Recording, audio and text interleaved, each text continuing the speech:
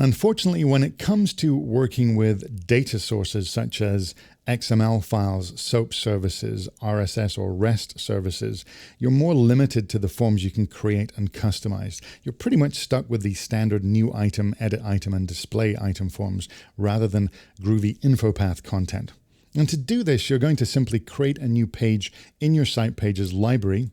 Let's say I'll create one here and call this Northwind entry.aspx. I'm going to make this an add item form for the Northwind products table.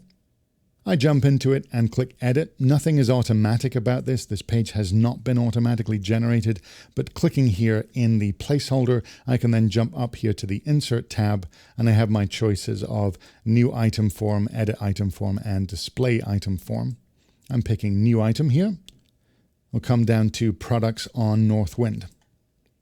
And this is a regular database data source connection rather than an external content type. Now it's taken a guess here and it's not added all of those fields. It's just added these first 5.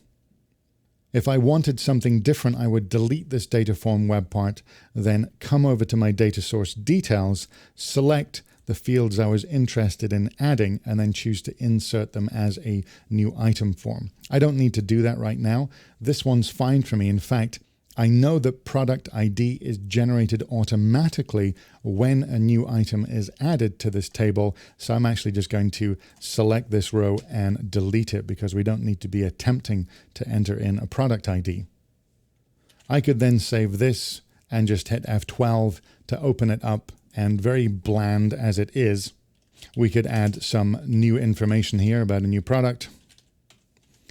Let's say I know that there's a supplier ID 1 and a category ID of 1, and let's say this comes in quantity per unit of 12. I hit save and it will be writing back to the Northwind database.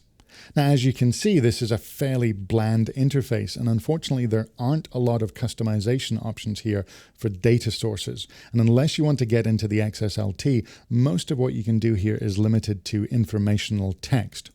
Even the fact that I can highlight this web part and see a bunch of options up here doesn't really make much sense doing sorting and grouping and filtering or even conditional formatting when it's just a single item entry at a time.